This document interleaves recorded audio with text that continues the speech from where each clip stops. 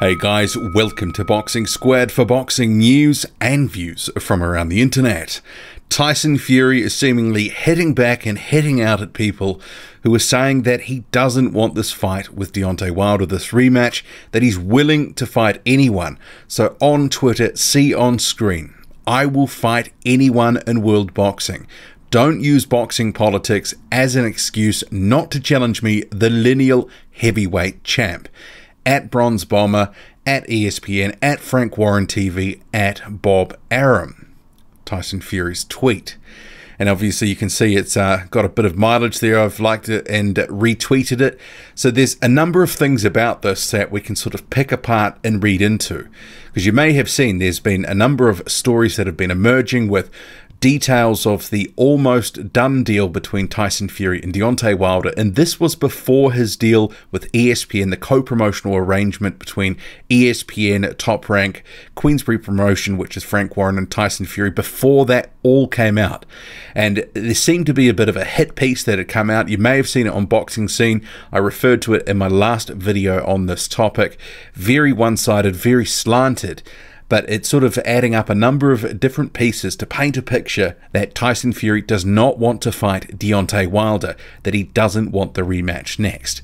And my take is that this tweet is in response to not just that, but the general theme of Tyson Fury not wanting a fight. So he is saying, I will fight anyone in world boxing. Don't use boxing politics as an excuse not to challenge me, the lineal heavyweight champ. There's a couple of things that I want to start off with, and I'll start off with the lineal heavyweight champ bit first, because there have been a number of people who've been commenting on this saying that's not an actual physical strap, that actually Tyson Fury should be going after the belts and not having anyone come to him, that he is just a challenger, that the lineal heavyweight champ, you know, because there's a sort of split views about whether this lineal heavyweight champ, whether this is an actual thing, if it's just a made-up fantasy title, which some people have labelled it, or if this is the man who beat the man. I'm sort of more in that camp, that there is lineage, and the best video to watch on this topic that I've seen on it is from Rummy's Corner. That sort of explains it right from way back when. And there is breaks in the lineage, but that doesn't mean that it doesn't pick up again. So that's my view on it, and certainly other people have different views on this. But anyway, he is saying that people should come to him, that challenge him, the lineal heavyweight champion. And this does sort of speak to the point that Frank Warren and Tyson Fury made very loud and clear when they announced this deal, that people would now have to come to him. They'd have to come to him to make these fights. And that's coming through loud and clear in this tweet. Whether that was intentional or not, who knows, but it's certainly coming through as a theme there. And the other part of this tweet that really stands out to me that I just wanted to sort of pick apart for a minute was the whole boxing politics bit. So he says, don't use boxing politics as an excuse not to challenge me, the lineal heavyweight champ. So don't use boxing politics.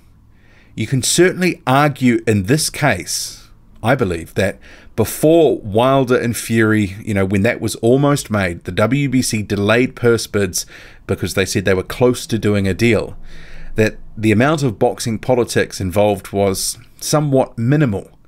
But with the addition of ESPN and Top Rank through Bob Arum in the equation, that actually complicates matters, it muddies the waters, and it adds some boxing politics to this whole situation. So while he's saying don't use boxing politics as an excuse not to challenge me, he has actually inserted boxing politics into the situation where some of it wasn't really there before. So there is a sense of irony for me, at least, with those comments, because it is now more political, at least the landscape in the heavyweight division, as a result of this deal, because who knows what can happen, one, with this rematch, but two, can Tyson Fury fight a whole number of other guys, top contenders, who were signed with other promoters, that sort of thing. There's a big question there with the what happens next. So the whole don't use boxing politics thing, it's, you know, it does crack me up a little bit. But it sort of goes to my third point here, which sums up this tweet and sums up some other things that have been said by others involved across the spectrum here with this potential rematch between Wilder and Fury. It's now about positioning, because these respective sides, there was pressure to make this rematch coming from the WBC, from fans, and now it's in doubt. We don't know if it's happening next. We don't know if it's happening in September as Bob Arum would like it to happen. We don't know if it's happening at all. And even Bob Arum's been a little bit flaky on the September bit. He sort of said, he wants to get a deal done, work with these other guys, sent an offer to Deontay Wilder, wants to get the rematch done. But he doesn't necessarily say, does he want it next, or if there is 1, 2, 3, however many fights before a Tyson Fury rematch.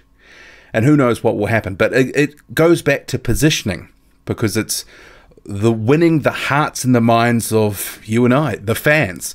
They don't want to be seen as the ones holding up the division, holding up the big fights. They're going to try position it as such that they're the ones that are the good guys. They've done these good deals for the benefit of boxing, when in reality, it's all about the money, and it always is. Anyone who wants to say this deal with Top Rank and ESPN wasn't done for the money, you're kidding yourself. So of course it was done for the money. And in that respect, because fighters have short careers, it's hard to begrudge Tyson Fury wanting to get this deal done and having access to potentially, if he meets all the milestones, has all the fights, over $100 million, which is what Bob Arum has sort of said. That's potentially in the realm of what Tyson Fury could make, over $100 million. But at the same time, that's all well and good, but as the fans expecting the rematch and maybe not getting it now, it's not so good for us. But it is about positioning now, and it has been since the start.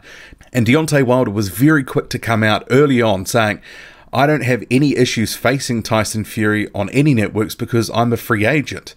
But whether that translates into a deal getting made, it's a totally different story. And the same goes with Tyson Fury here, saying don't use boxing politics as an excuse to challenge me, the lineal heavyweight championship, even though the entire situation has effectively got more complex and harder to do a deal because he has joined ESPN now. So, saying that, but also the reality of the situation can be two different things. But it's about positioning, and expect more of the same in the coming days until we know really what's going to happen next. And we could be in a bit of a state of flux for another few days or a week. It's hard to say. Whether this fight happens, who knows? But anyway, bit of an update and some thoughts there. What do you make of it all? Drop a comment loud and often. Follow me on Twitter, boxing_squared. I'm out.